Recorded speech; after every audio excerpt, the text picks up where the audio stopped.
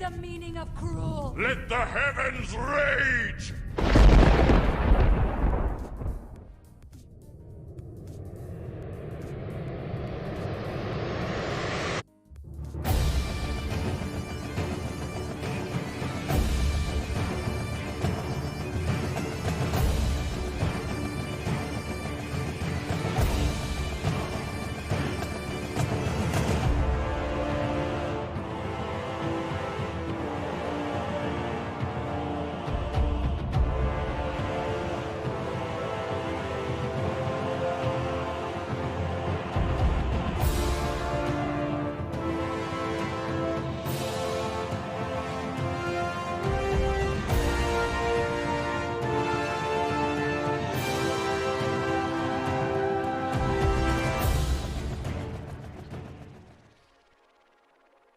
Welcome back, Chad. And as you can see from the Cog Prime hat, from my Zeus cup, by the way, my SMITE foam finger, even these 4 SMITE bracelets. One of these is a paradigm bracelet. I'm pretty sure that's cursed, and the fact that I've touched it means that I'm jinxed for all eternity. Anyway, as you can see, I have been a fan here for a long time, and the only thing I can say that has made this collection complete as I've watched SMITE over the years for, geez, it's been 6 now, 2014, I guess 2013 when we really started watching.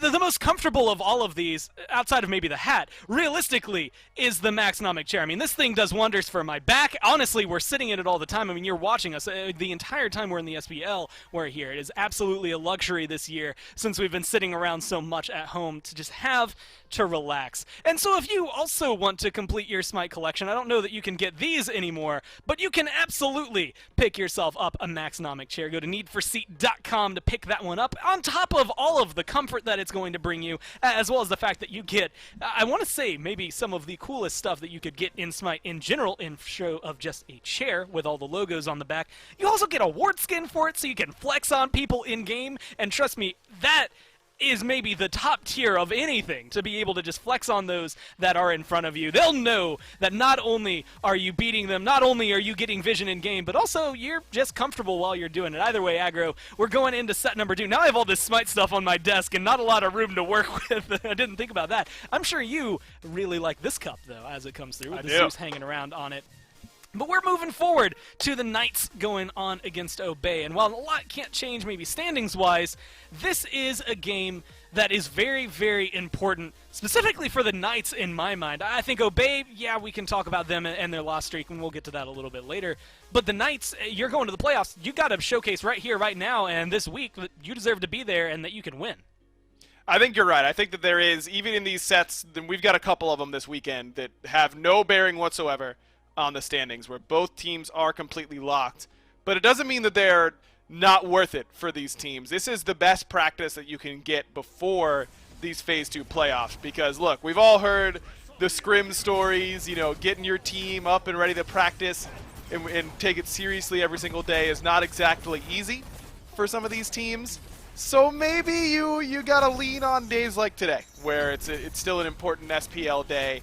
I'd expect to see PK still show up and give it their best, if only, you know, with some different picks. I was going to say, I'd expect maybe some different picks, but for the most part, once they load in, I'd expect both these teams to be pretty locked in.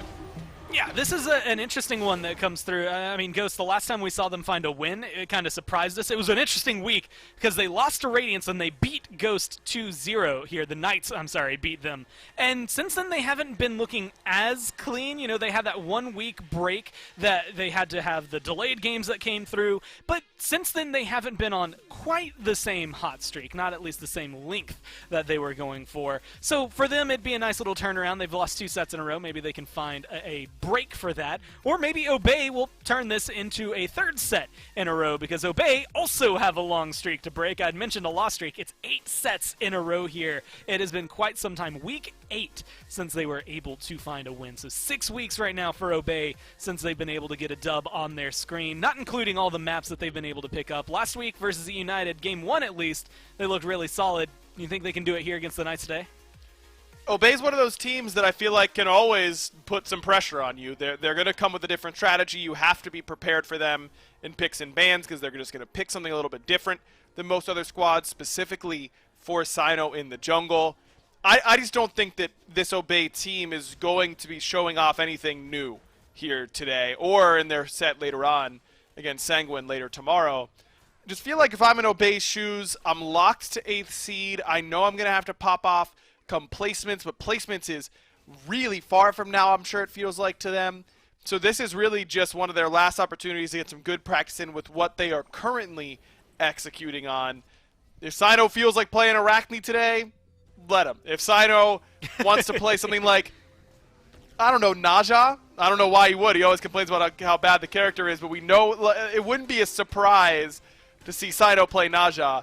This is kind of, I'm playing games like this that Obey has played where it doesn't really matter for the standings. You're just there because that's what your schedule says. What normally happens, you go, hey, what do we feel like playing? You know, I feel like playing this pick. Okay, you know, we'll pick that, and you just kind of go down the list. Then you go in and you try your best to win, and you're common like normal and everything like that. But if, you know, you got an opportunity to maybe get the 3-man dunk that you might die for, you're trying to make the highlight play. You know, we might see some good top plays come out of these sorts of sets this weekend. That's the hope, at least. I mean, it's an interesting one where it's almost as though, at least for Obey, the way you're describing it, you could use it as kind of like an official sanctioned scrim, as opposed, like, it is still an official match, but, like, get in there, see what you can do to try and shake things up. Again, they are going to be in one of the two teams now with E United that have kind of the longest spread to just sit back and let things boil and simmer and figure out what they want to do when it comes time to maybe, you know, jump up and showcase what they have. Whereas the Knights, I mean, you only have a few weeks, realistically, to make things click for you. So this one has to go well for you. Again, maybe just to leave a good taste in our mouths until they play again, I believe, Sunday up against the Renegades. So they, you know, aren't at the end-all, be-all of their phase just yet, but they're in a very comfy and, I would say, good spot for themselves, especially with this last couple of games. Depending on what Renegades show up today, if they face the ones that we did today, we're in for a treat on Sunday. But it's realistically what Obey shows up right here, right now, to give us a treat, or maybe to give us either a long or short Friday, depending on how things are going to go. So far, Ra, as well as the Hebo band away. Won't be surprised if Cupid, Rom, and a few of those others, typically Moja, Persephone, end up down there as well. Seems like a lot of teams are still prioritizing this Nemesis ban against Obey more than other teams because Sino has shown a willingness to do it. I mean, the build that he's kind of coined now on a lot of different assassins, this stone cutting into Executioner. I believe he does it on Nemesis as well, so just giving your ADCs more opportunities to do objective damage and damage to those frontliners. Seems like Nem's still a key part of that for Obey, at least other teams seem to think so as of late. Well, it is important. You had mentioned, well, actually, Sino's maybe flexibility coming in handy here. Not having the Nemesis, I don't know if it hurts them that much, considering he is known, at least at this point, to play some Arachne, has been willing to pick up the Osiris. We saw some highlights there on the Erlong. A lot of flexibility, I think, for the Obey jungler. Not a lot to worry about. Meanwhile, I'm actually interested looking at what Obey do, because we've spent a lot of time and focused on them. But when you look at the Knights, I think a lot of the essentials to win this one, realistically, it comes down to Cuvo. Sometimes he's there and is the main primary reason the team will win. We see usually a lot of Paul bans. I think the Hebo and the Hell both still contributing to that. But realistically, depending on how Obey play these first three, they could shuffle things up and hurt the Knights in a pretty impactful way. I agree, but Paul still had his choice of a couple top-end picks for him, and he had the option of Persephone or Set in this game. I'm a little surprised because I think Obey has let Persephone through and then not picked it themselves a decent amount. I think there's a world where PK could have gone with a different first pick and still ended up with this Persephone on their side. I think Set might not be exactly in Obey's wheelhouse. We know Sino last year really tried to make Set jungle work and just couldn't quite get there on that pick. Maybe we could see him try and run that back, but as it stands, I don't see who is going to play Set on Obey, so not taking that early does make some sense to me.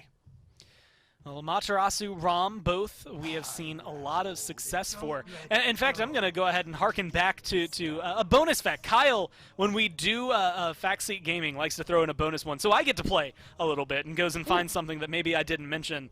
And one that he was going to throw up was just the top 3 total assists this year. And oddly enough, Amaterasu, Rom, both on that list. The next one up is actually Sobek, who I believe has the most up there. And so all of these picks being at least somewhat relevant. And there's your bonus fact. We got it in here somehow. And, okay, so okay, hold on. Roll it back. When Barracuda did this, I was thinking, I specifically and explicitly remember talking to Barra about Hunters not being picked. And I know, like, I put it on Twitter. I think there's been a lot of buzz around the gods that have not been played. Yeah. But Zapman, I mean, this Apollo, again, the only person who could maybe go back the same length as Barra, who's been playing it that long as Zapman, how does it fit with Sobek and Persephone? It fits because he's Zapman, and he likes zooming around the map and being Apollo and diving underneath towers and Phoenixes with it. I think that this is one of those situations where Zap likely just picking the Apollo because he knew it hadn't been picked and wanted to play it, and their seating can't change. But I think it can fit. I mean, we saw how strong this Apollo pick was for Barra last game. It clearly has a lot of merit in that global presence, the ability to assist on ganks. Persephone already has really long-range damage with that Grasp of Death. You add that in now with the Apollo, you're in a really good spot. You can really get a great CC chain going with Apollo and Sobek. Just a pluck back straight into a Mez, let Persephone set up her damage, and then pull the trigger. I think the pick is fine. I don't know why Apollo has only been played today, is the way that I would say it. I think he's been worth picking for a little bit.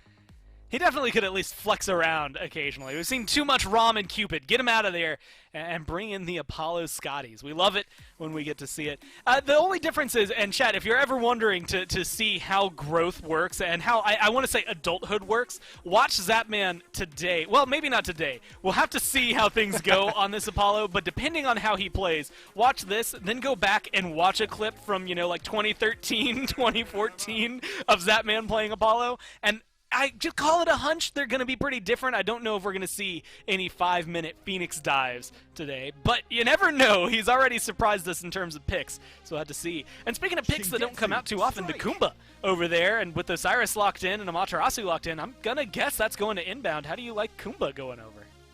I like it in a competitive scene. I don't like playing against it. I don't feel like...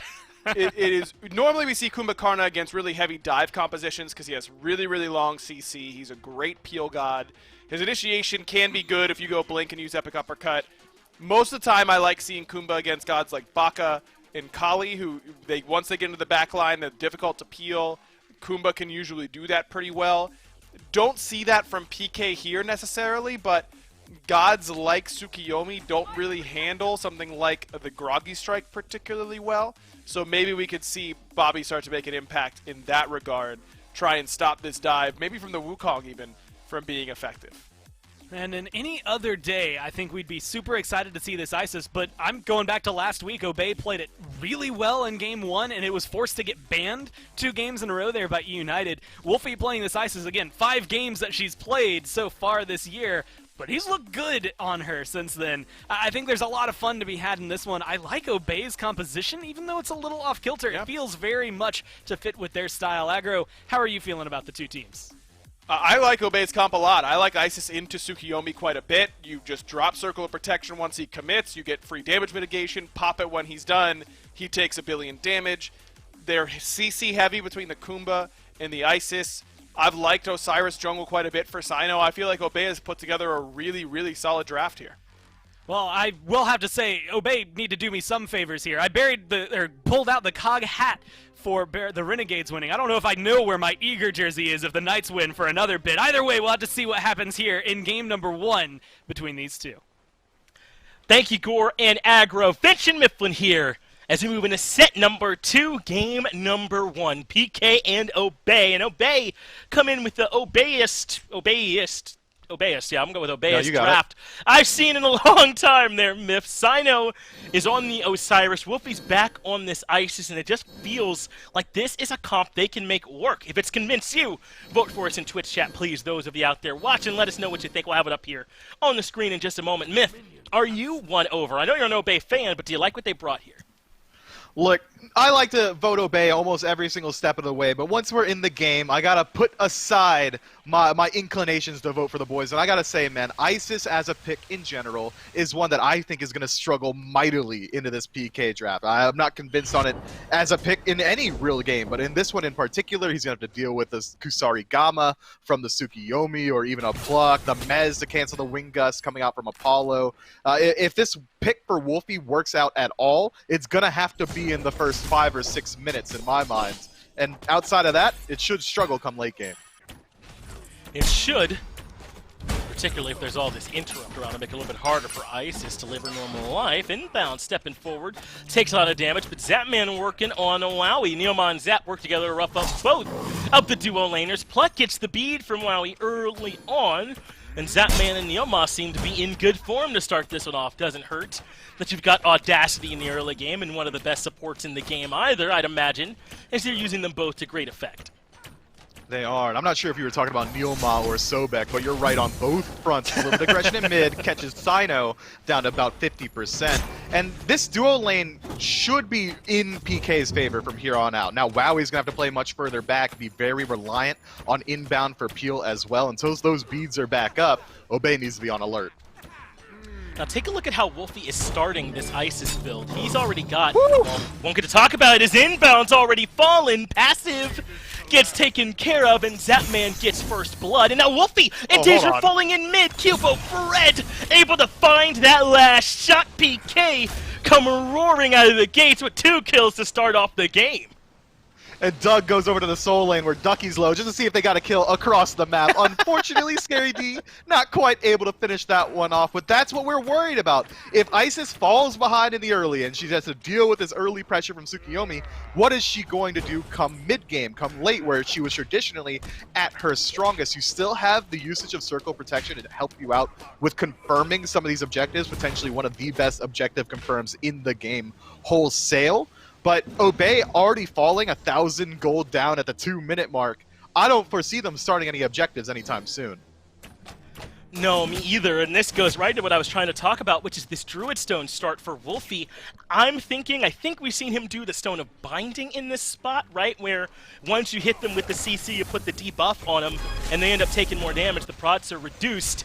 And it obviously makes sense. Almost everything ISIS does is putting CC on you, but I don't know if that strat works as well from behind, right? When she's not leveraging, at least being even, as now a blue buff invade is coming through here from PK. I mean, it could be still like something like a Void Stone, but I don't know. I'd kind of been thinking that the Binding would have made some sense.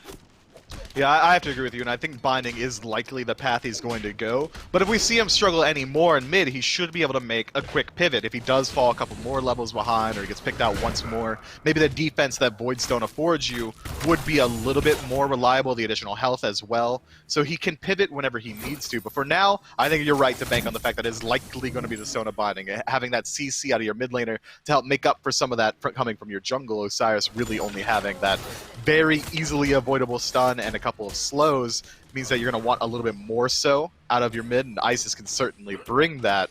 But again, we're going to need something from Obey very soon. This is a very early game slanted draft between the ISIS and the Osiris. We're going to need to see it come to fruition very soon. I really thought there was a chance that Wolfie, Sino, and occasionally Inbound would kind of run this mid-game for a bit, while Cuvo and Paul took some time to get a few items online, but so far, it's kind of been the exact opposite of that, with duo and mid-lane pressure coming from PK.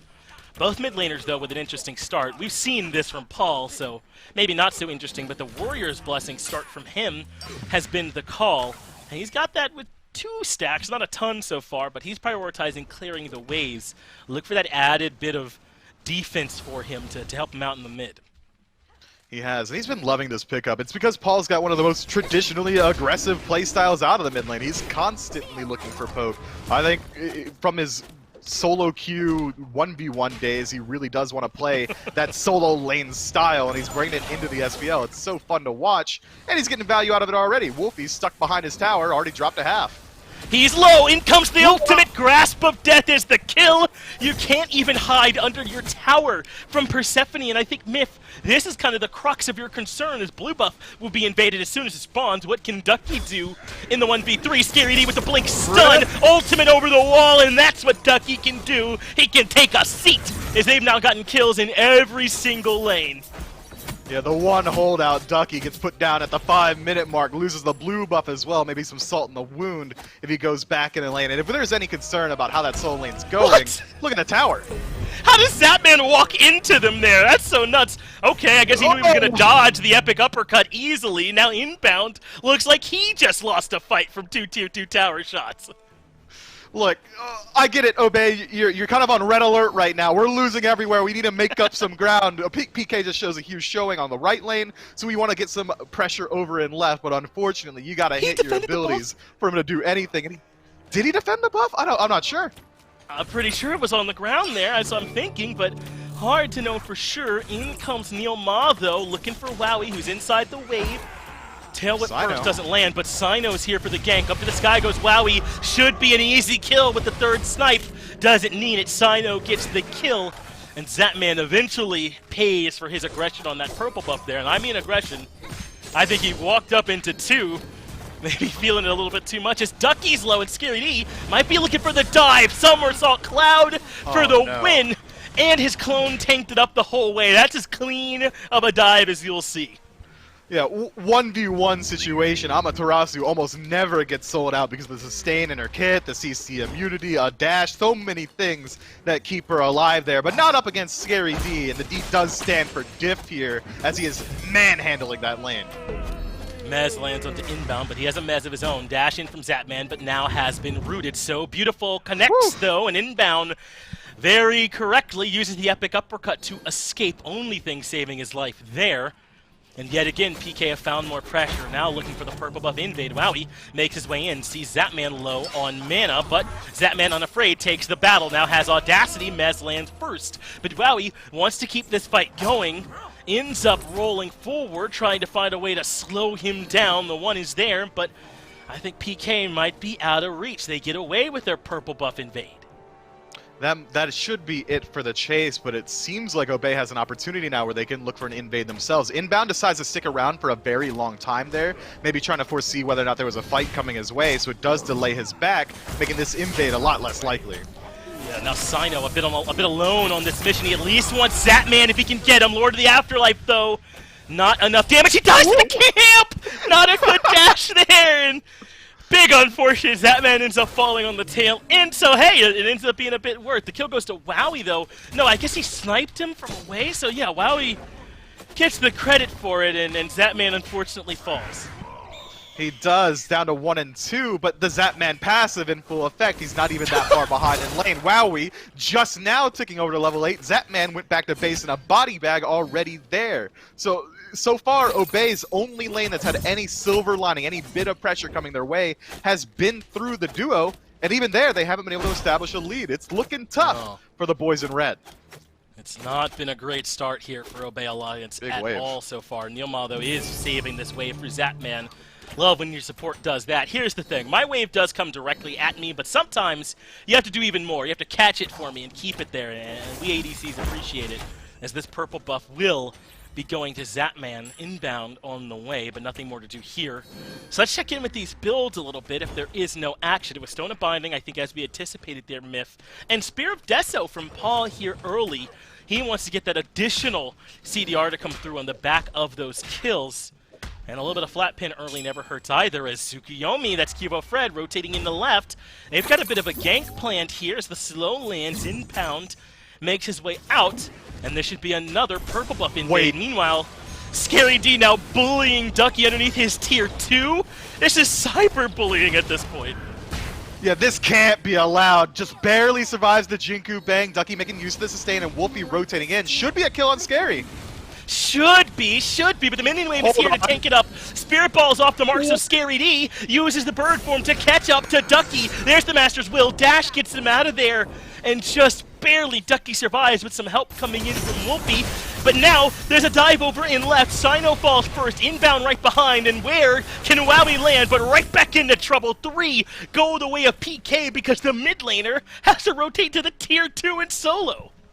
And Scary somehow makes his way into that fight before their mid laner does as well. He hasn't gone back to base. They didn't pick up the kill. Ducky miraculously survives, but Gold Fury should go the way of PK as Scary does what he does best, distracts Wolfie for another 20 seconds.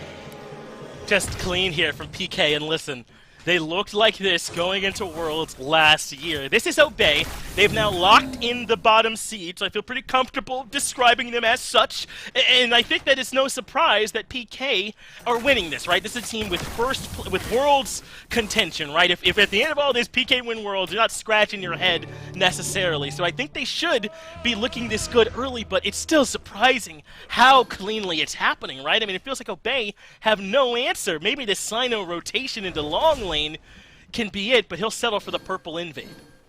And that's a pretty big win for Obey considering how the pace of the game has been going. Anything that they're able to strip away should be pretty good for them, but they're going to need to do more.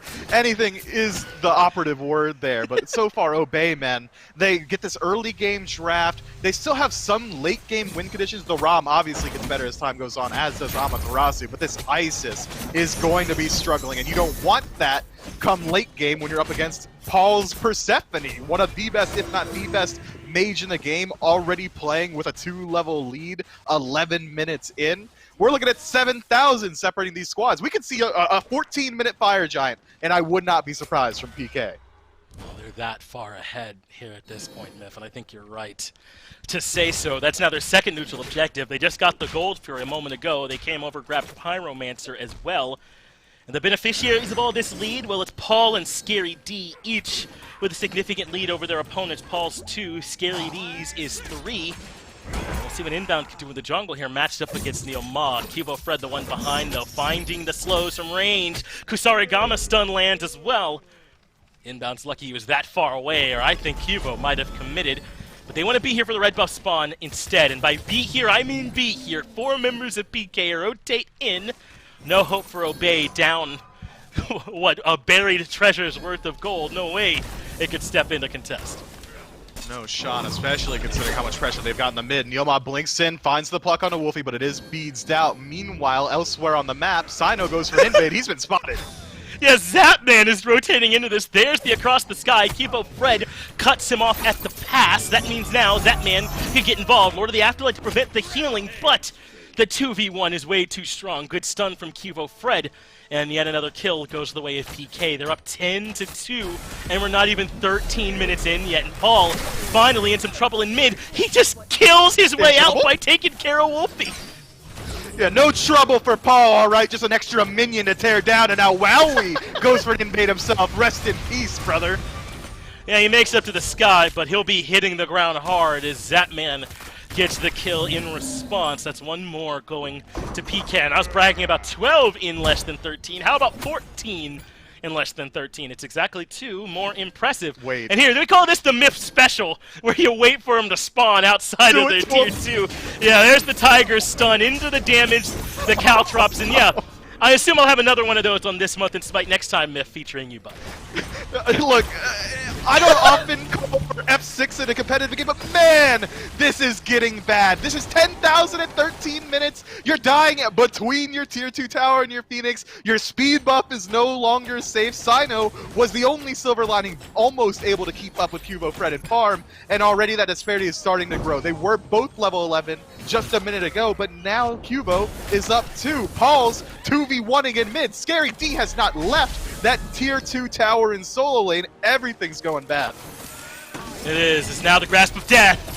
Ends up being a bit off the mark. Wolfie comes back underneath the tier 1 tower for safety inside the circle of protection, but little healing there. Inbound low behind the tier 1 and underneath. Wolfie should fall to Zapman. Neilma, though, low. A return kill, much needed, goes to Wowie. Zapman is overcommitted as well. Obey. Find 2 huge kills underneath the mid tier 2, and Ducky is here for a third. Cubo Fred falls, and Sino gets the double. An overstep for PK gets punished. It does, and now what's Obey gonna be able to do with it though? Gold Fury's still dead, Pyromancer's still dead, PK already did those objectives, and with this deficit, they can't go to Fire Giant. We're only 14 minutes in the game. All they did was prolong a tier 1 tower going down, and not for long, Paul's already there, knocking on it again. Yeah, that tower has been claimed. Scary D trying to solo invade blue, almost does it, but Ducky keeps him at bay. Tiger stun, Loud? just in case Ducky forgot how much damage Scary does. They're both level 13, the solo in the jungle. Can't hope to compete with Scary D, who's healing for more than they're doing. Back up, let him have it. Give him the tier 2. That's all you can really do. Leave him alone, Scary, okay? Not cool, man. Sano's having a bad game already. Yeah, you can't go to the elementary school and beat up a bunch of 2-year-olds and make me feel good about it. This is bullying from Scary. Saito makes it out, though, with the blink. Just barely. But think about all the space he's created. PK could easily go to do the Fury, and that's exactly where they've gone. I think Inbound and Wolfie are suspecting it, though. They're pathing over here. No, they're stopping in mid. Well, Myth, even if they knew about it, could they come contest? They've got a ward. They do know, but what can they do? They could try and steal. I mean, they're not too terribly behind. Wowie only down a level, but that hesitation on the call. Inbound finally decides to waddle his way into the Gold Fury. A little too late. Zapman picks it up for his team. And Wolfie low, he's dead before the Circle of Protection can provide any value. Good ultimate for Paul. Gets him away, but better chase. The shell keeps alive for a moment, but Paul does eventually fall. Sino will drop as well as Paul gets a double kill from the grave, reaching up through the dirt and getting more kills. Ducky now in some trouble. Neilmaw claims the life. Fred perhaps overstepping there, gives his life away to Wowie, but they still have plenty of damage on the PK side. Wowie will be the next one up, and the next one down. 4 members drop for 2 on PK. Zatman shows up 30 seconds later after the fight's already been won to see if he can pick up another one. PK could go to Pyromancer, they could take out a tier 2, but instead, they'd rather ruin Bobby's KD just a little bit more. Now the chase is on, I mean, I'm sure they've got it. And it is a decision. I'm glad you listed it that way, Myth, because they do not need this, right? They don't need this kill. They could be up there with Zatman helping him on Pyro, but instead they taunt him in the passive. Zatman solos Pyro on his own, and PK now climbed to 10k in the lead, 17 minutes in. A commanding lead, I'd say. A pretty hard climb for Obey, but not impossible, Finch. There's a world where the PK house loses power, the Wi-Fi goes down, the electricity goes out, someone hits a cord or something, I don't know. But Fire Giant started up in 17 minutes. Sino's been plugged in. Tether on 3, but he's been slowed. Good disruption from Ducky in the back, but now he's become the target. Zapman takes a year to take off, but he has a year worth of time, crashes back in, and now in danger of getting sniped. Wow, he connects the second, third, and first off the mark, and he falls to the so beautiful Zapman. Almost disrespectful, but makes his way out of there. Meanwhile, Hero Fred now takes the battle against Ducky. Zapman looking for a way to back, but no one can find their way to him. There's a dazzling offensive, but Ducky still hasn't noticed. He has no way to put the damage into Zapman. He gets away with this low HP stay, and it's yet another kill. And then another kill on the back end as well. Paul and Scary D on an army of 2 mission are able to pick up one for themselves. Now it's just Sino in range for the defense, while the Isis is split pushing duo lane. Potentially the best play, the most value you're going to get out of that pick. I think so at this point. Sino looks for Zapman on the back of the FG. It's not there. Stunned by Kusarigama. Dash in from Zap. And now how does Sino get away? Lurking in the water's there, but Sino makes it out with a blink. A little bit of help from the speed buff, so PK go right back to FG. No one here to contest. The biggest objective, I think someone said Titan is the biggest objective to me last week, but I refuse to accept it. This is the biggest objective, and it goes to PK. And it does, and I don't know if you're talking about size or impact on a game, but sure, biggest objective, I'm willing to be with you on that one. Fire Giant on 5 members, 10,000 gold. Still, 3 tier 2 towers available for PK to strip away. This gold has been coming from them stripping it out of Obey's pockets by sending him back to base in body bags. They're not playing the objective game. They're padding the KD as they gear up for Worlds, and it's looking phenomenal for the boys on PK. But now we get to talk about their push and whether or not they can deal with this siege defense from Obey Alliance. And long story short, they can. Obey The weaknesses of this draft are only going to be expanded in this 5-on-5 engagement at this deficit. This Isis is going to be struggling. I don't imagine that she even gets 2 ticks of the Wing Dust off if PK so choose. Wait, it's not actually 23 kills, is it? That's absurd, the number 23 of kills. Okay, that's a lot. It's too many, it's too much, it's a lot. And PK have all of them, all 23 in their corner, and a 9k gold lead to go along with it, Myth. So as you talked about, Obey doesn't get a whole lot better on the defense, so maybe if you're Obey, you kind of got to use this time to think about how do you limit this draft next game. I mean, it's not a guaranteed win from this point, but it would require a ton of mistakes from PK. I would say maybe 6 siege defenses from Obey should get them to about 7,000 gold down instead of wherever they're at right now. And then, 5 more after that, we might be looking at an even game. But that opportunity won't arise because Inbound is on the tier 1 tower of PK for some reason. We got to make sure he's careful there, and I suppose your point is there's no way to be careful and be on their tier 1. Good point, Myth. You were right. He falled for it. And that is the tier 2 in right going to PK. Ducky lurking. I think just trying to hope they can get someone on his own for a pick, but PK are relatively grouped. 3-2 split. They've taken care of the tier 2 in right. Neoma and Zap, the duo lane, get the tier 2 in mid. And now they can regroup, combine their resources if they like, and try and force down this mid. Look, I don't do it often, but I gotta call out the mental prowess. You see Wowie there in the cam? My dude is smiling He was amongst laughing the earlier. Yeah, that is some strong mental, or he's shattered. It's one of the two. Sometimes you can pull a full 180, but it's crazy to me that he can see the bright side in this situation now. 15,000 gold down, 21 minutes into the game. I didn't even know you could get that much gold, 67,000 this quickly. PK, speed running to 100k? And there's something to be said for how Obey is on the ground floor, right? They cannot take the elevator down lower, so there's no reason to stress, I suppose, as Zapman goes in all alone, can't find anything there, but the ultimate did bring him to the right. What I mean is, I think if you're Obey, you know that your target now is World, so don't beat yourself up over this set as they look for maybe a chance for a pick, and I think Zapman is the target. A roll in from Wowie, and Zapman has overstepped and ends up falling. Great kill from Obey as Wowie finds the pick. Up to the air, though, goes Sino. Lord of the Afterlife to escape. Grasp of Death to lock down Wolfie. Wowie drops in the back as well, and that is it for the damage dealers for Obey. Inbound, though, does push a minion wave all the way up and left, but that has left his team without a support in this fight, and Scary D looking for the solo on the Sino. Yeah, Scary D's only been holding W key all day today so far. I don't expect him to stop now or in game 2. Inbound able to catch up a couple levels, 2 levels from split pushing the opposite side of the map, but still 3 down as now PK with 3 dead on the side of Obey knock on the door of the Phoenix. Gonna be hard to defend with just the front one. They don't have any damage, and both of them come mid, which means right is forfeit. They just don't want to let Scary D split push a Phoenix. There's the epic uppercut. All used onto Scary, but now the rest of the team is here. Mid-Phoenix belongs to PK if they want it, but Myth, you pointed out earlier, I think they want kills instead, and that's exactly what they're doing.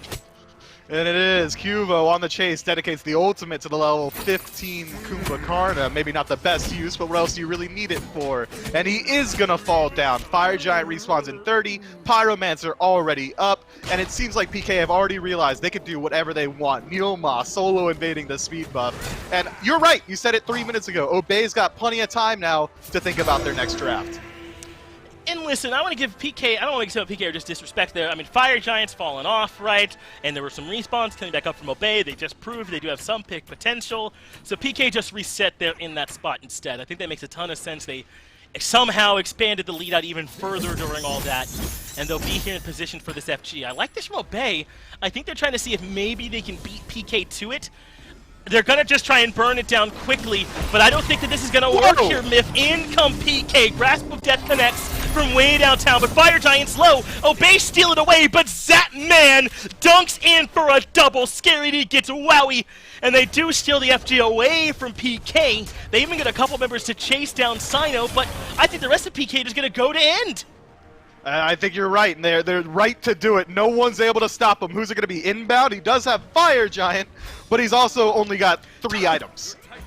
Yeah, no chance he defends. This is the game for PK, and a dominant one it is. 32 kills in 24 minutes is an absurd, bonkers-type pace for them to have set, and PK did it here.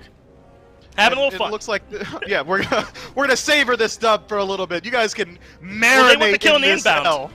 Yeah, they Oh, want this no, kill in no the way. inbound for Cubo. Yeah, they'll let that That's happen first. disgusting.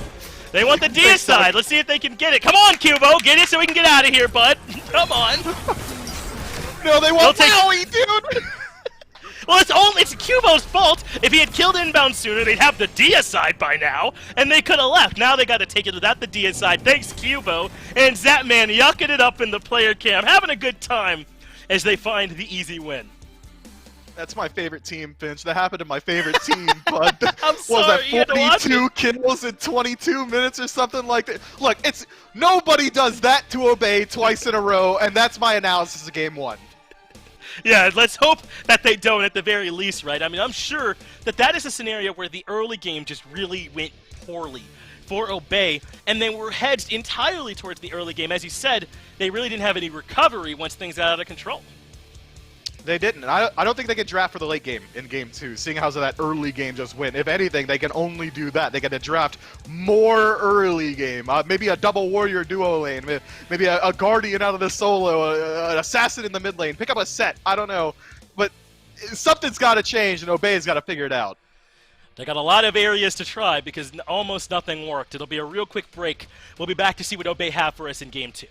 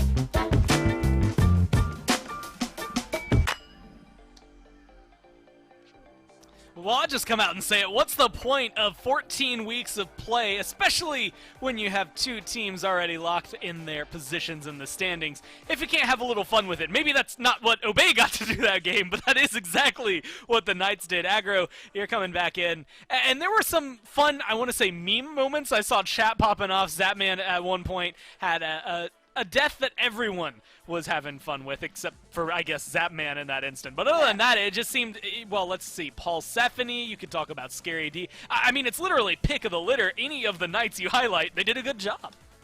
Yeah, the Knights just came in and they took care of business here in this one, I think it's fair to say. Obey clearly not putting the most stock in the outcome of this set. And look, who can blame them, you know? Like you said, it's been a long phase. You get a chance to have a little bit of fun, you know, just chill with your boys a little bit. sometimes these types of games are going to happen. PK just started early, and they didn't let up. Poor Ducky probably didn't have a whole lot of fun in this one, but you hope that maybe the guys on Obey could at least enjoy the chaos while it was happening around them. Well, not to say the person who probably felt it the most, Wolfie, 300 less damage there than Neil. Also, Neil, a fourth of the damage 3 of his teammates were able to put out. Zatman sitting there at the 12K mark as well. I mean, slash lines, I think, really were the ones that dictated this. But to the end, I mean, really, you could see how far ahead the Knights got. I think there were a couple of moments where Obey, they showed hints of being able to pull things back in their favor. Every now and then, you would see Wowie. I mean, he comes in and gets a good steal, although Obey wipes right afterward. There were definitely moments of life from him. Unfortunately, signs of life just meant that the Knights continued to then slaughter them. It didn't necessarily mean that they were holding on to this. I think this is just going to be... It could just be a montage. I mean, you could hand this one over to the Knights video editor, just take the game. They have a perfect showcase for what their team has been able to bring into Worlds. Yeah, this looks just like an anti-bullying PSA as opposed to the post-game highlights. I mean, like, do you want your friends to feel like this? Like, no, of course not. It's just a tough game here for Obey. I liked this call to try and go for the Fire Giant. The problem was, Gore, that there were already like 30 kills for PK at that point, and that was a lot more than what Obey had. And also there was a lot more gold for PK, and also there was a lot more experience, and all of those factors combined brings PK a win. Yeah, you know, Aggro, sometimes I don't feel like I know a lot, but all those things you said sound really good to me, and so I think I'll take those, like, all of them, please, to make sure that my games continue to go as well. If I could do what the Knights did here in Game 1, I'd definitely be a happy player. We'll see if they're happy. I mean, Mifflin had mentioned it that Wowie was laughing even a little bit there. So maybe the mental is just strong enough for Obey that they'll come in and still give us a spicy game too. Their first pick this time around. So the Knights hanging out over here are going to have to maybe change things up. And of course, the first one that kind of caught everyone off guard, the Paul Stephanie, that's going to sit down for this game. Yeah, Obey goes, hey, we're going to ban 2 mages, and neither of them are going to be Persephone. And Paul goes, neat, I'll take that Persephone then. And Obey goes, wait, we didn't want that either. Like, hold on, that isn't cool, dude. But that's what's going to happen whenever you leave it open against PK. They are going to prioritize that pick pretty much every single time. But look, I mean, it didn't end with the Paul Stephanie. I think it's going to be pretty difficult for Obey to do anything in picks and bans that changes a whole lot. I liked their Game 1 draft. I thought it could be fine. It just came down to execution. Well, you know, Paul, I think, deserves the credit because that set ban comes through. We've seen Cyclone Spin do well with it. A lot of these mids have been picking it up. But Paul was the first one to do it. I distinctly remember asking Zapman after that set, why and what? And he had just said, look, we're just trying things out. I mean, like, again, it's a long phase, 15 weeks if you include the bye week that happened there in the middle. And so figure things out, right? Like, you don't want to be the team that's just been playing the same 5 gods all phase, and that was his reasoning. And so it's not surprising to see that 1 is getting banned out away from them, but 2, that they're just so flexible right now. I mean, they were a team that was willing to take some L's even though they found dubs in it, just because they knew they could try to flex around some of these picks. And honestly, I think if Paul tells you he wants to play a god, you can't say no. But Obey, I mean, this is a rarity. We finally get to see Yamoja, but Aggro, I'm jumping back to the last time I saw Obey play Yamoja. I don't know if this is going to be the standard that we're really used to with her. Look, this is a game that now does mean something in the for Obey, because other teams are going to look at how inbound plays in this game, whether that's fair or not, and make a decision on whether or not they are going to prioritize banning or picking this god when it comes time for placements the next time we will see Obey Alliance. So personally, if I were going up against Obey in that tournament, I probably wouldn't even look at this sort of set to determine whether or not inbound is ready to play Yamoja or is a threat on Yamoja. There's so much time between now and then to change things that I don't think this is going to be a real barometer in my mind, but other teams might feel differently. This could end up being pretty impactful for them moving forward. Well, based on game 1, we'll have to shimmy and shake how game 2 goes to figure that one out.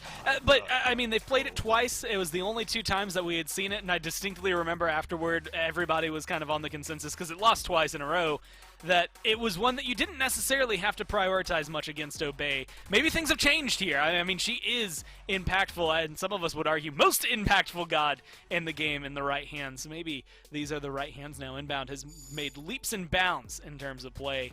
But I want to look at the other side. Knights, Rom, Hebo, Sobek, picks, whatever, what have you, beside the point. I want to look at the fact that we had kind of said, and at least my mentality is, you're going into playoffs soon after this phase. And so you kind of want to be able to come in, I guess, showcase a little bit of strength, maybe have a little bit of fun before the games get, dire once again. But also keep yourselves warm, right? You don't necessarily want to spend this week in a weird slump going into playoffs. You want to make sure that things are still somewhat heated up for you, and I think that's where the Knights are right now.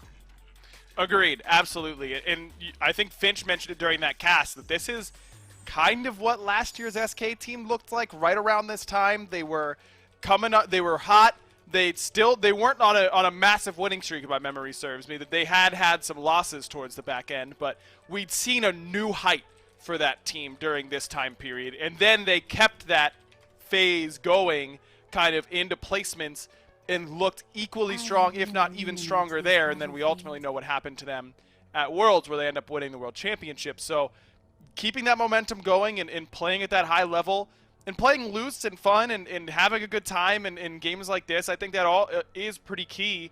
I think back to last year's SK team absolutely embarrassing Sanguine, as those 2 teams had already determined they were going to Worlds. It was just a seeding match, and SK smacked them up and down. It kind of reminded me of what we just saw up against Obey. I think it's interesting. You get SK, PK, maybe the K is the leading factor here for the Knights as they move forward. Hey, Rom, Hebo, Sobek, Amaterasu. That seems like a good comp to me, though, coming down straight down the middle, especially assuming that Hebo's for Paul there in mid. But it's Umoja, Jingwei, 2 very heavy picks in the duo lane for Obey. Osiris, Vamana, and this Isis going to be coming through to round out all of Obey. It's up to the Knights to get the last one to come through. And I don't know, I mean, Obey pick a draft, save for the Umoja, that feels very much like their style. But with that Kamazot's locked in, the Knights pick up a draft that I think would beat even the best of the best in the league right now. I mean, that is just a good Knights team. Agreed. This is what a PK draft could look like at Phase 2 playoffs. I could very much see this being their exact draft. I was hoping to see the Neil Ma Hercules, because in that setup against Sanguine last year, he pulled off the Blink 2 combo. Was hoping that he would go for something like that here, but looks like PK and Obey both really sticking to those same picks that we've kind of expected from them here in game number 2.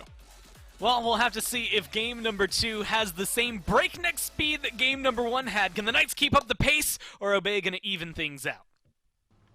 Thanks, Gore and Aggro on the desk. Finch and Miff still here on the call. Doug still providing us with the views. And here's the thing, Obey come into this one much better equipped, Miff. I think we're going to see a really different Obey this time around. Bobby is on this Umoja, the best god in the game, arguably. Sino has Osiris, which has been one of his best picks. I am a bit worried about Wolfie still being on this Isis, but largely they've got better tools. They've drafted some more early game. Duo pressure should go the way of Obey just by merit of having Umoja over there. But this is a pick that Obey has left largely by the wayside. Recently, we've seen him really try and stray away from that Umoja. He's picked it a couple times, Bobby that is, but it's been struggling, for lack of a better word. But I think that a couple of weeks practicing with it, he should be looking a lot better. And having at least one lane find pressure should be at least a stepping stone for Obey to find pressure elsewhere. It should be, right? And Scary D is on this Ama this time, and not the Wukong, so you think it wouldn't be quite as blatantly rude.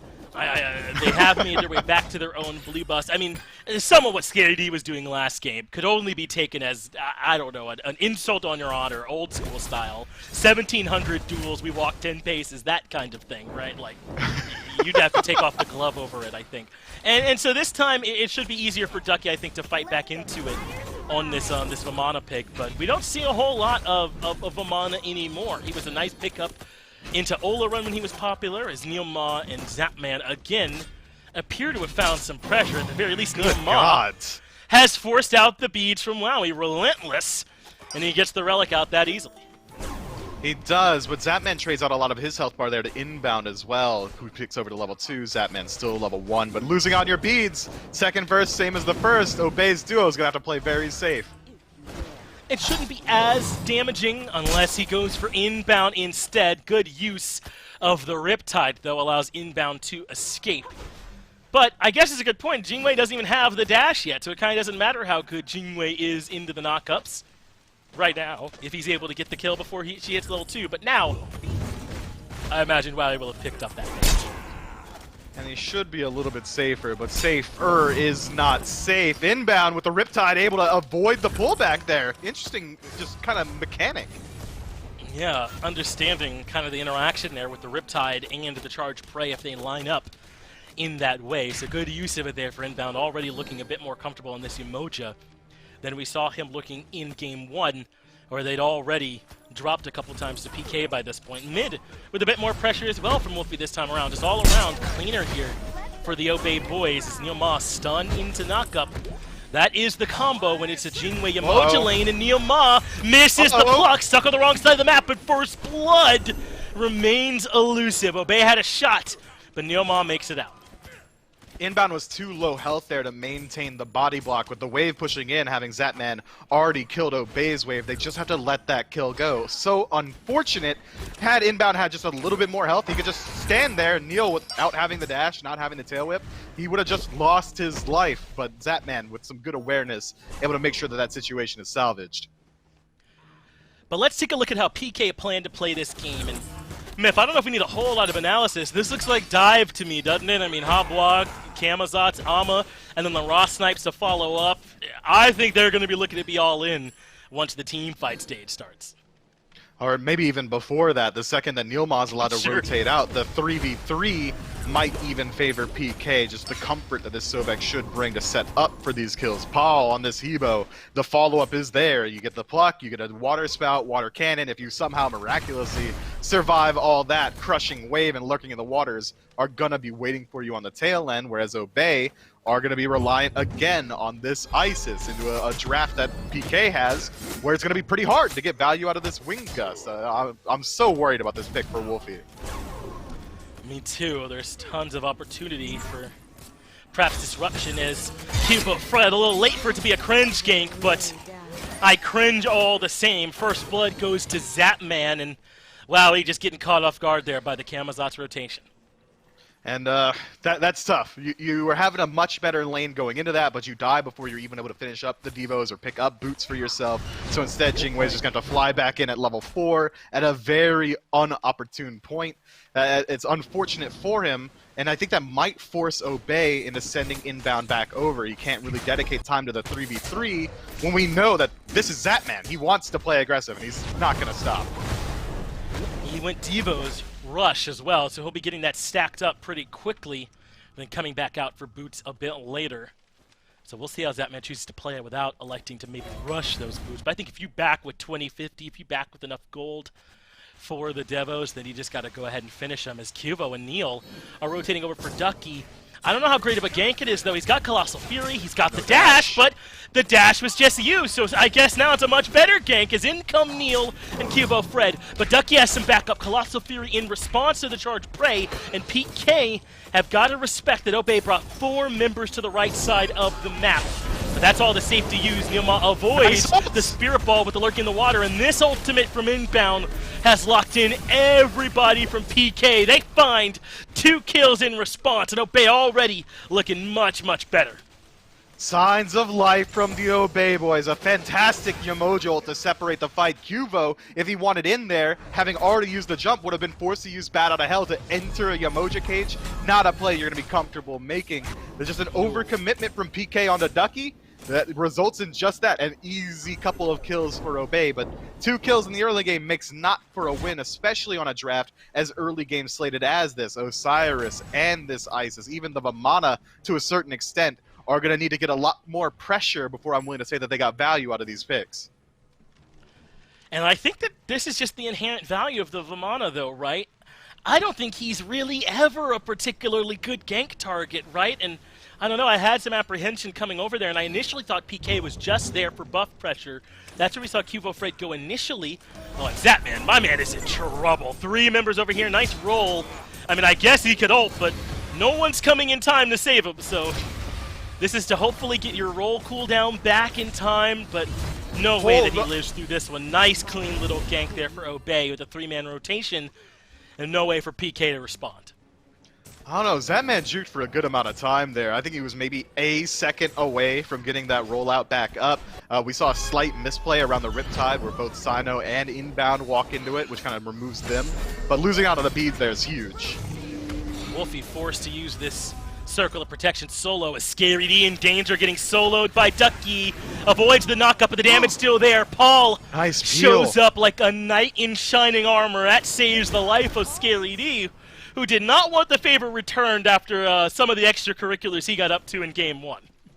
Yeah, a complete reversal from Game 1 inside of the Soul Lane. Level up for Ducky, finding the pressure, going for continuous blue buff invades as well. Obey brought more early game pressure, and they're playing well around it, but we haven't seen any value out of this Isis yet. But Obey being 1,000 gold up at this point, moving quickly into that 10-minute mark, Isis Circle Protection being one of the best, if not the best objective confirm in the game. Obey's in a spot here where they might be able to push this lead even further. You know, let's see what they can do with it and where they want to go with their pressure. It's really been, I feel like, Inbound and where he goes that has had more effect even necessarily than where Sino has gone, but I think that could easily change in a moment if Sino looks to be the aggressor. Scary D taking quite a bit of pressure here. We talk about all the time that Ama doesn't really love these early levels of the game, but it's been a while since we've seen a Soul Laner have this kind of pressure. That overstep when they were looking for Ducky, it seems to have really hurt Scary here.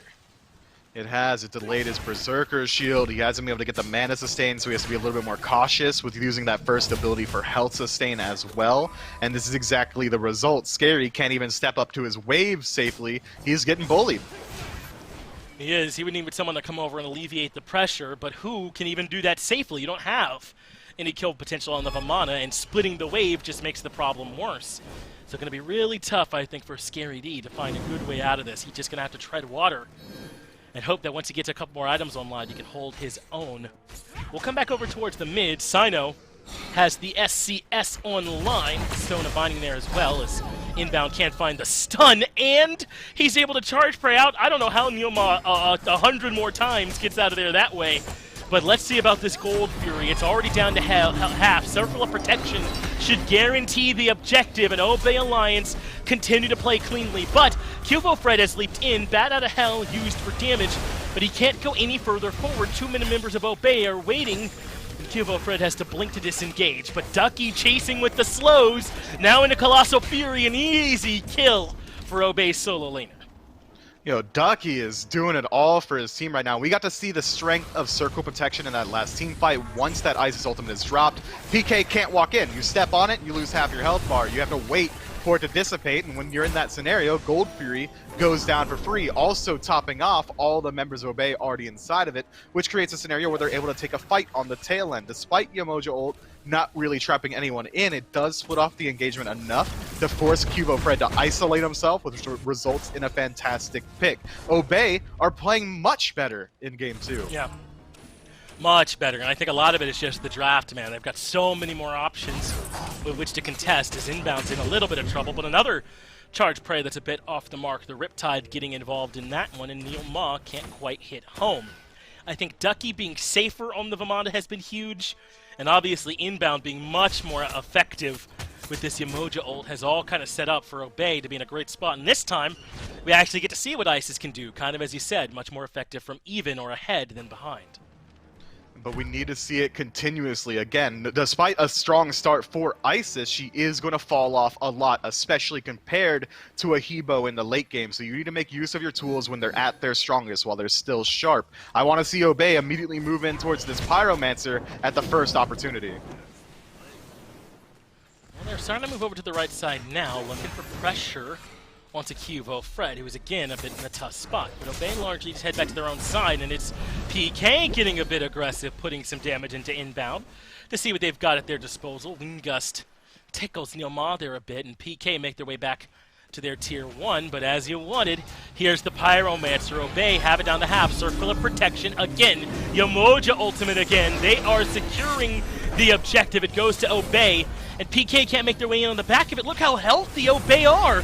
This is not a good fight. Paw falls first. Neil Ma in trouble as well, though Cubo Fred gets a good kill onto Wolfie as Neil forced to juke inefficiently, and they make it a 2-for-1 plus objective.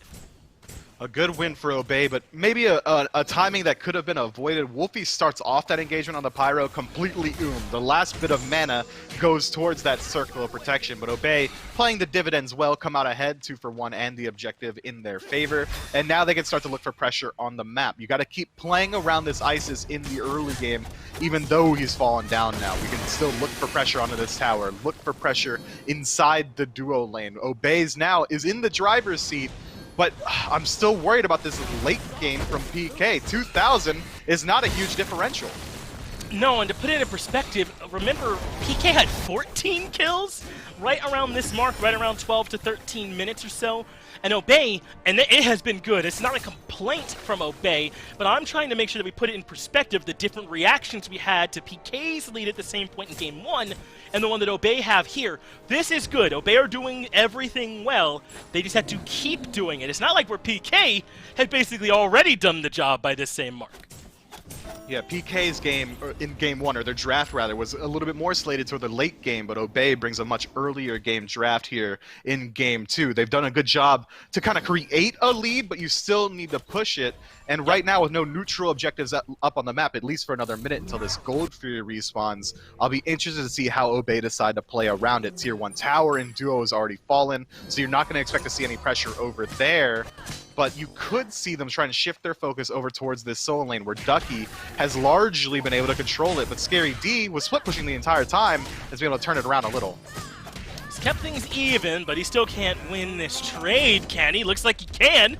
Ducky blinks first, goes into Colossal Fury, and Scary D holds on to the ult. Meanwhile, Wolfie wasn't expecting the 3-man gang. Circle of Protection is down, and it keeps Wolfie alive for a second, long enough for Sino to trade out Paul's life. Now the snipes come in from Zapman, though. Sino low, and Cubo Fred following up off the pluck makes it 2-for-1. But Obey now rotating Ducky. Neoma has been trapped by a well-placed ultimate, but it isn't enough for the kill. I think Neoma should be able to escape, but he comes back in with the charged Prey. They get the kill in the inbound, and now it's Scary D's time. I've got my ultimate, and Ducky doesn't, so that's enough to find a third kill. 1 for 3 in favor of PK.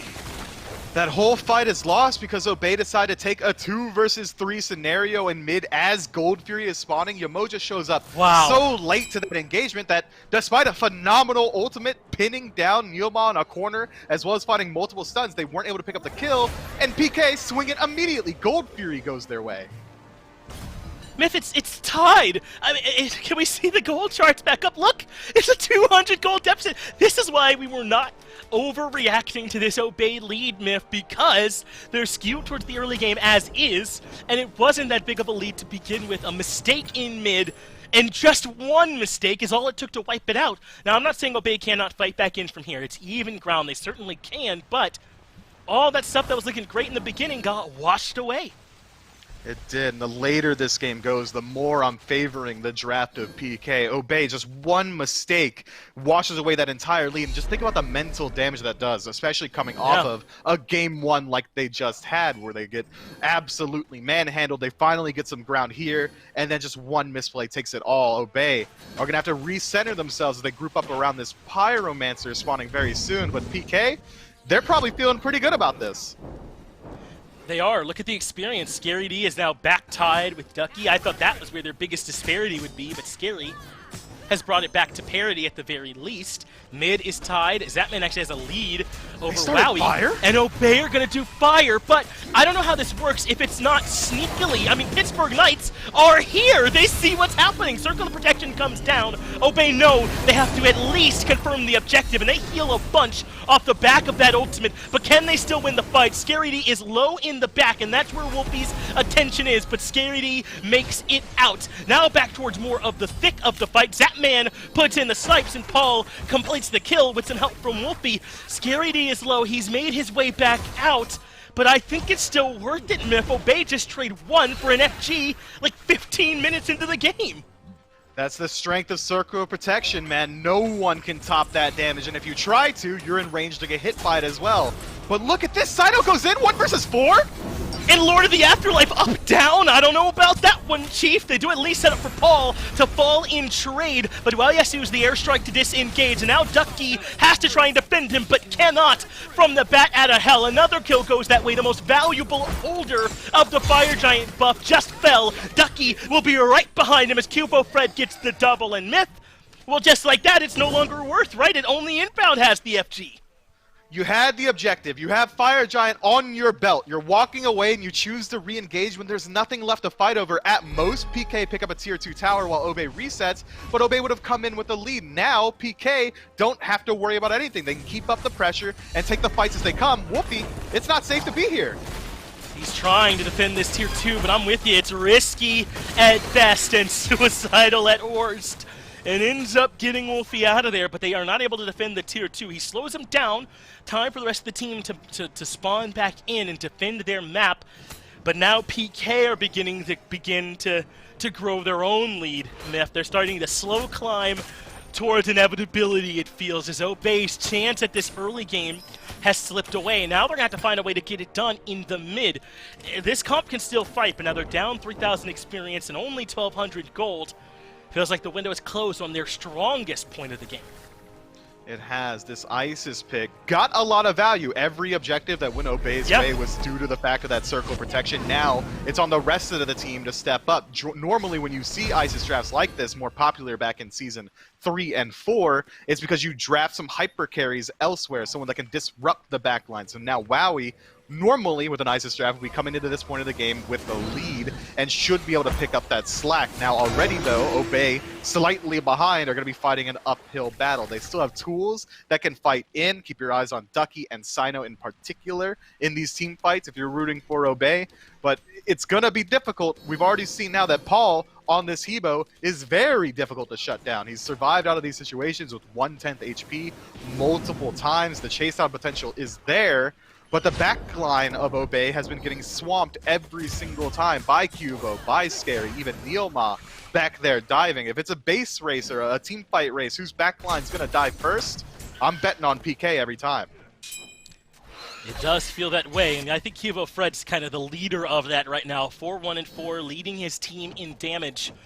And PK are so much better when Cubo Fred is playing like this. I think they're still good, even when Cubo's slumping a bit, but he has been caught out on red buff. I shouldn't have brought you up, man, because now you're struggling. Good ultimate gets you out of there, but this is awful timing, isn't it? I mean, now Obey have control around the Fury Pit, and Cubo Fred's given up his ultimate, given up his beads, and has to back.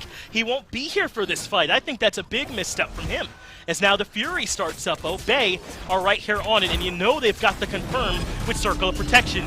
Wolfie drops it down. PK contests a bit, but they can't steal the objective. They have to win the fight on the back. The first man in is Scary, and he is way alone back here. But some support is coming in from the Omal, but it's not enough. Scary falls. The ultimate separates out the team, and PK stumble needlessly, I think, there right before the Fury. Phenomenal Yamoja ult there, used for Peel, potentially to lock down Scary D if he does survive another moment, but he doesn't, and it is effectively just a giant wall. You can't walk through it. Obey able to disengage easily after committing a lot of their ultimates towards confirming that Gold Fury, and we saw there exactly how much respect PK are forced into giving this circle of protection. Scary D was in the backline the entire time, but does not commit himself at all until that ultimate goes away. And from there, Obey commit themselves fully to disengaging. PK gets zoned off by a fantastic Yamoja wall. It's a good strategy, and we're already seeing this is exactly how Obey want to play this draft. It just doesn't work out that well in the early. And you have to play it this way around the objectives as Paul and Neilma to back up. Sino was rotating in. Good awareness from them to be safe. But you have to play around these objectives. You have to kind of force them to be in a fight where you have Circle of Protection, right? Where they need to be there, but they cannot be there. And I think Obey has done that well. They're still a bit down in goal, but at the 20-minute mark, that's not backbreaking by any means. They're certainly still in this one. Only 1,500 separating these two squads, but PK are looking to make some use of this ultimate being down. Whoa, that got their biggest team fight ultimates out. It was just a pluck from Neil Ma, so Scary D steps on the gas. They know they're so much weaker, but they trade away mid laner for solo. Not the worst for Obey so far, and I don't know if PK have any other ways to capitalize here, but they know how few resources Obey have left. They're still forcing this fight in with the Lurking in the Waters, and Wowie is slowed. Wowie will fall to Neil Ma's pressure, and PK find another. Kuvo Fred gonna pick up the mantle and look for a bit more. It's the pluck that lands in Sino. That is done. One puck from Neil Ma, Miff, and they get a 3-for-1. They do. Phenomenal play from PK. If we can't fight Obey around the objectives where they're strongest, we'll fight anywhere else. PK bring the fight to the center of the map, and that circle of protection, when it's not protecting a neutral objective, all of a sudden is a lot less valuable. PK absolutely dominate that fight, and it felt like panic from Obey there. Circle of protection gets dropped instantly, as does the Emoji And River's ultimate. Rebuke, yeah. You gotta space those out a little bit, use your tools sparingly, and instead, they just get wiped. It did feel like a bit of an overreaction there off that charged prey, but it's so hard, I think, in the moment to make that call correctly, but that is the thin margin you're walking with this ISIS composition. You have got to be near flawless, I think, with your usage of your ultimates, with the timings, with when you choose to use them and where. And that time, just a bit off. And again, that's not an unforced error, right? That is Neil Ma putting pressure onto Wolfie and kind of forcing Obey's hand. Yeah, Neil Ma doing the absolute most for his team. He's been struggling a little bit throughout the duration to land these plucks consistently. Yeah. He lands 2 out of 3 in that last engagement. And we see what happens when Neil Ma is firing on all cylinders. A fantastic fight for PK. Fire Giant goes their way, and now they can start to work on their siege. And the defense from Obey is a little bit stronger this time around. The front line is exactly just that, an actual front line, actually getting a bit of parity between the soul laners and support. So Ducky should be able to create the space and allow Wolfie to at least get a couple ticks of this Wind Gust off. But the siege potential of PK is incredibly strong. We've already seen what happens when someone lines up in front of this Sobek. A pluck is a death on the side of Obey Alliance, and it doesn't even have to come that way. The dive potential from Scary D and Kuvo Fred is high enough on its own. Well, it's a 3-2 split, and already the 2 for PK are pushing in mid. That's Scary D taking a ton of damage. Dazzling Offensive lands, but Zatman falls in left. What a huge pick for Obey, because PK needs that Hunter. He lost the Fire Giant buff, and he's not here in this siege. That makes it so much less likely that they can succeed. Kuvo Fred uses the ultimate, thought he had kill potential, but it wasn't there, and an excellent defense from Obey. These Rivers Rebukes have been so good from inbound this game. Locks out Zapman there, steps up 1 foot too far forward, gets caught inside the Phoenix, and loses his life. But Obey want a little bit more. They step on a ward, so PK are absolutely aware of it, but a fantastic pool finds Kuvo. Kuvo is able to make it out of there, though, but it was close. Good little leap. And he holds onto the beads, but Obey are on the hunt now, Miff. They know that they just made a pretty big play by getting rid of Zapman, so they want to find a collapse. Pure Fall onto Scary D and the Riptide. It's all there, but he finds an avenue to dash out. That's crazy, and now Ducky is in the back of the fight alone. I can't believe Scary D fit through there. Yeah, Scary just gets out of dodge the second, but we see now that Obey's got a ton of CC lockdown. If they're able to start these fights off on the right foot, they can kill someone instantly. And they're trying to start this fight off on an aggressive foot, Mifflin. They move in already. Sino is the one way in the back, largely alone, as meanwhile Scary D threatens the backline, but he still has another dazzling offensive, and that gets him out of harm's way, able to reposition. And now Obey are in a scrappy, spread out fight. They find a way to regroup here in left, but Paul gets the kill onto Sino first. Up into the sky is Zapman, and snipes are landing. He hits all of them, and that puts Obey even lower. Ducky, now the furthest member alone, he falls. Wolfie finds some CC, yes, but PK can afford to keep pushing. The rest of the team has FG, and the sustain comes in big. And Myth, is that just the game? I mean, can Inbound and Wowie defend alone? It would be a long shot, but they might not even get the opportunity. Paul finds a knock-up, not quite enough damage to pick up the kill, but does create the space for this Phoenix to go down. PK is going for it, man. They're going to try to end here. 5 up against 2. Fire Giant still on 4 for PK, and Wowie and Inbound have to defend alone. Wowie still has all his relics, and that gets them forced out right there. Use his speed to get away from Neoma. Titan is down to half, and they lose Wowie inside the fountain. Inbound can't come out, and PK steal one away from Obey. Tough loss, man. Tough loss, especially after such a good start for the Obey boys. They pick a strat, it works out, they confirm every single objective in the first 15 minutes, but they weren't able to establish a meaningful lead. 2,000 at the most in their favor. That gets crushed off of 1-1 fight from PK. Tough loss. That's all you can say. It's brutal, and I think even in the late game, you can give them a little bit of credit. Picking Zapman on that Phoenix Siege was huge. They were rightfully moving out in the 5v4, but they couldn't execute on it cleanly enough. ScaryD's escape was huge, and PK found a way to punish, man. Hey, that's not one where I think we love having been right about not celebrating an early lead. Obey had a chance to close it out, but just could not get it done. It'll be a quick break. We'll be back with the desk to break it down.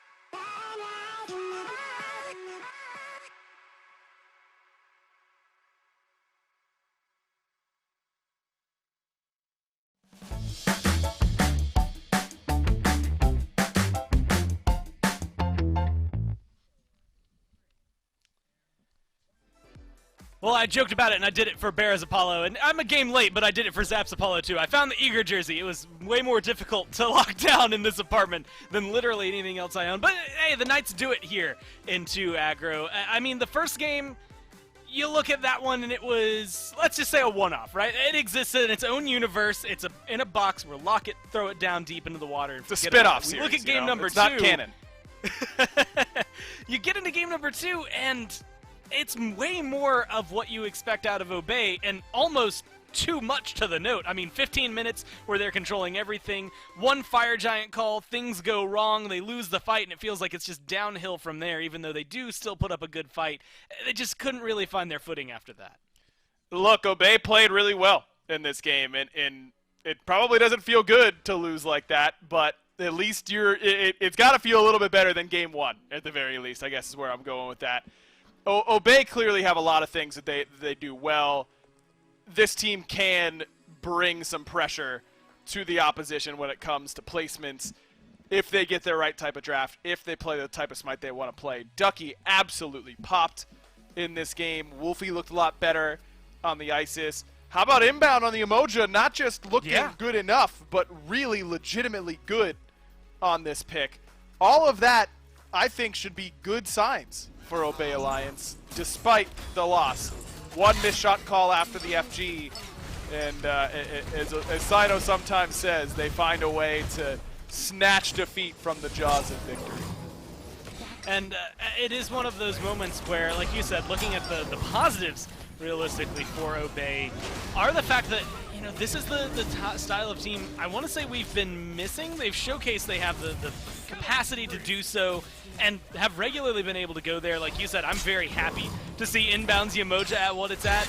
I think that this is a team that in most other circumstances is maybe going to be able to find themselves a W. And if they can continue this path, well, again, sometimes you might say, oh, it's too late, you're at the end of Phase 2, but it's not quite too late for them. They do still have those opportunities you had highlighted a little bit earlier. They don't get the same benefit of playoffs, but they do have their own access right. And honestly, you look at, again, what the Knights were doing this time last year, maybe not this time last year, but last year as a whole, it's not easy to count out these bottom teams, especially when they're playing like this. But it is the Knights' day to take their win. They, of course, stay here in 6th place as things go forward. And Aggro, they just look good going forward in the playoffs. This is exactly what you need. Agreed. This is a good start for PK. I mean, this isn't their last game of the weekend. I believe they've got one more still in the bag that they have to go. But overall, took care of business here today up against Obey. Riding with what they can. Think that the Pittsburgh Knights are in a good position to make some noise in the future. And there's a chance, I think I might have accidentally slipped up and said 6th there. 5th place, either way. Don't want to knock them down any further than they already are. They're right slotted in right there. And honestly, based on those numbers, if I looked at it, there's a good chance that they could maybe even jump over Radiance, depending on how Radiance performs. And these next ones, I think you had mentioned it, Radiance still trying to fight for 3rd, and that's based on that Sanguine game. But I think if they lose twice and Knights can win on Sunday, maybe that does a little bit of shuffle. Either way, they'll both still be making it. It's just trying to change things around. Either way, it's fun and a fast day here in the SPL as well. Some entertaining ones that can come through, as well as one really good gripping match there to end it, but 4-0 nonetheless for everybody that comes through, and that just kind of does it for today. I mean, any of the matches coming up in the next couple that you're looking forward to? I mean, the Sanguine one up against Obey is really big because Sanguine locks 3rd seed with a win, but just looking forward to some good, fun Smite to round out Phase 2 here, Gore. Well, there's only 2 more days of Phase 2. It feels weird to be saying that. It's been so long. 14 full weeks of play, 1 bye week right in the middle. But still, we have 4 more sets to show you. Tomorrow, 3 p.m., same place as you are right now. Make sure that you tune in to watch it. And until then, we'll see you tomorrow. Beach it.